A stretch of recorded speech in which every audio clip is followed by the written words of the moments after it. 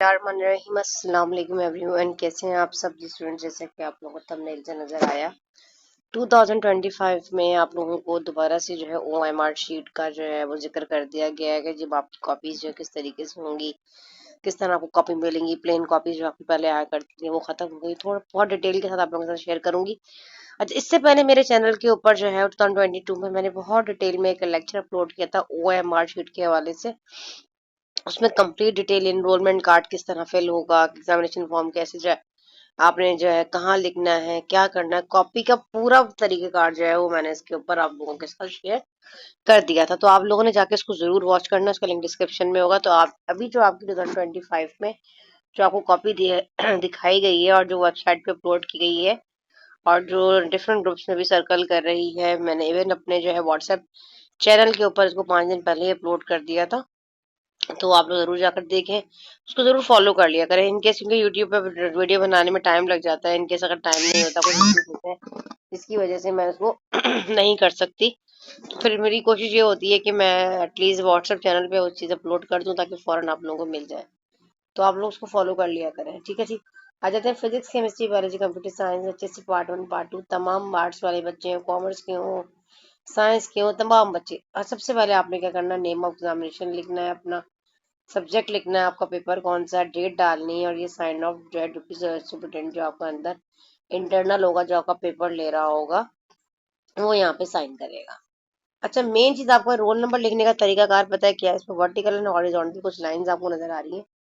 For example आपका जो roll number है वो 126521 है, फॉर एग्जाम्पल। अब आपने क्या किया, आपने फर्स्ट रो में देखा, आपने वर्टिकल देखना है, यहाँ पे 1 है ना, तो आपने इस 1 को सर्कल करना है, फिल कर देना है, और बहुत अच्छा सा क्लियर फिल कीजिएगा पूरा।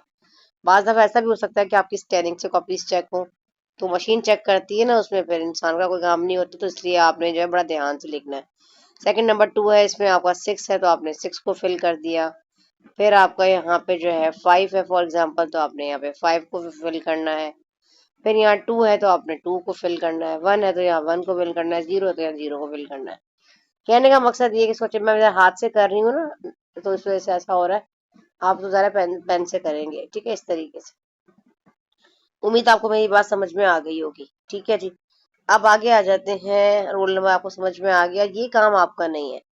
अब यहाँ पे जरा आप पढ़ लीजिए, यहाँ पे answer the question part all the space specify, मतलब जो आपके आंसर्स आपने जहाँ लिखने हैं, जिन सवालात के जो उसके लिए मुख्तसर कर जो है जगह कर दी गई है कि आपने उसी जगह पे करना है, ठीक है। जिस पार्ट में और दिया गया है उस पार्ट को आप एक सवाल का जवाब देंगे। For example, attempt any one part where or option is given, मतलब ये जी 2 सवाल अगर चॉइस दी गई है, दोनों में सिर्फ आप एक पार्ट का आंसर आपने देना होगा, जो और की जगह लिखा होगा। फॉर एग्जाम्पल, अगर वो कहता है 2 का ए पार्ट है, मैं आपको आगे दिखाती हूँ 2 का बी है, तो जो बी पार्ट अगर आप अटेम्प्ट करें तो बी में जाए उसका आंसर लिखोगे।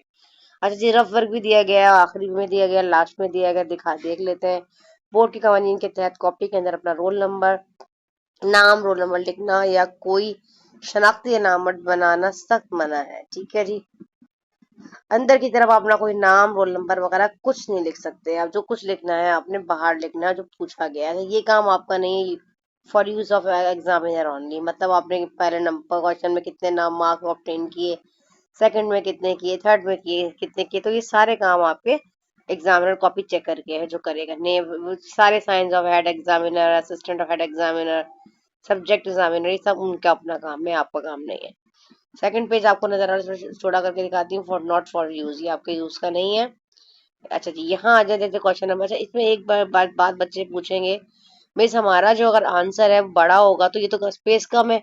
ये एक सैंपल कॉपी दी गई है, आपको उतना ही स्पेस दिया जाएगा जितना उसका आंसर रिक्वायर्ड होगा।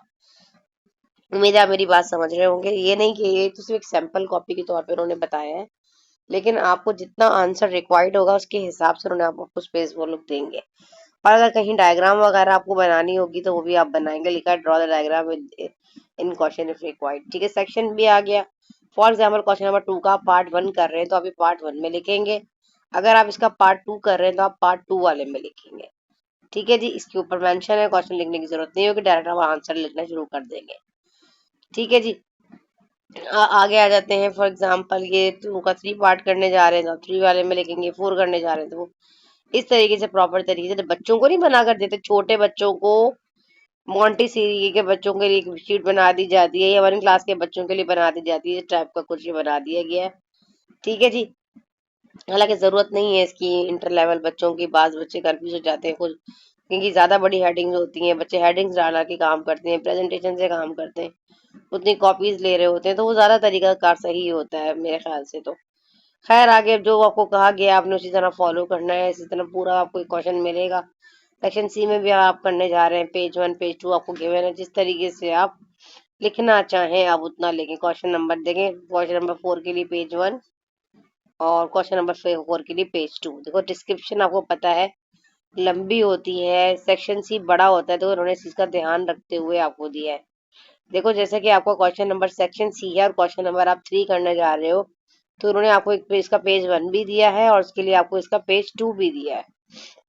इसी तरीके से आपके आंसर्स के अकॉर्डिंग आपको स्पेस दी जाएगी, ये आपने याद रखना है। क्वेश्चन नंबर 4 का पेज 1, क्वेश्चन नंबर 4 का पेज 2 और 5 का पेज 1 पेज 2, इस तरीके से आपको स्पेस मिलेगा इंशाल्लाह। 6 का पेज 1, 6 का पेज 2, ठीक है जी। और for space for rough work, rough work के लिए भी दिया गया। इनके लास्ट में अगर आपको कोई आंसर ज्यादा भी हो जाए तो आप उसमें भी आगे इसको कंटिन्यू कर सकते हैं। उम्मीद है मेरी बात आपको समझ में आ रही होगी। यही सारा तरीका कार था जो मैंने आप लोगों को बता रहा हूँ। एमसीक्यूज का पैटर्न भी कुछ इस तरीके से ही आएगा, ठीक है, वो भी मैं आपको एक नजर दिखा देती हूँ। ठीक है बेटा, अब ये देखें जैसे कि आपको एमसीक्यूज का नजर आ रहा है, आपका रोल नंबर आपने इसमें मेंशन किया, फिर वर्जन नंबर जो भी आपको मिला उसके अकॉर्डिंग, फॉर एग्जांपल 0999 था, तो पहले सर्कल में आपने 0 फिर वर्टिकल ही करना है, हॉरिजॉन्टल नहीं करना। फिर 999 नजर आ रहा है ना आप लोगों को ये। अच्छा ये भी 15 मिनट्स का होगा आपके पास कंपलसरी है। All parts of the section are to be answers on the page and handed over to the centre superintendent. ठीक है जी। डिटेलिंग आपको बता देंगे। सवाल है इसमें तमाम जवाब जो है आपने इसके अंदर ही फिल करने हैं। अच्छा जी, आ जाते हैं। आंसर शीट नंबर लिखा है, इन्विजिलेटर का साइन यहाँ पर होगा, कैंडिडेट आपका साइन जरूर करना है यहाँ पे, पहले फिल कर लिया करें, ये बाद में बच्चे भूल जाते हैं। अब आपका फॉर एग्जांपल फर्स्ट क्वेश्चन जो भी आपके पास है, आपने उसको मैं आंसर देखा, आपको अब आंसर क्या है, तो आपने ऐसे करके टिक नहीं लगा देना उसके ऊपर। इन तमाम ऑप्शंस में से जो उसका राइट आंसर है, चाहे उर्दू मीडियम वाले बच्चे या उर्दू में इंग्लिश मीडियम वाले, दोनों का एक ही उसमें होगा। ऐसे फॉर एग्जांपल सी है तो आप सी में लगा दोगे, दूसरे का बी ए है तो ए में लगा। अच्छा एक बच्चे एक चीज और याद रखिएगा, इस तरह एक डॉट लगा दिया या हल्का सा फिल कर दिया, ऐसा नहीं करना।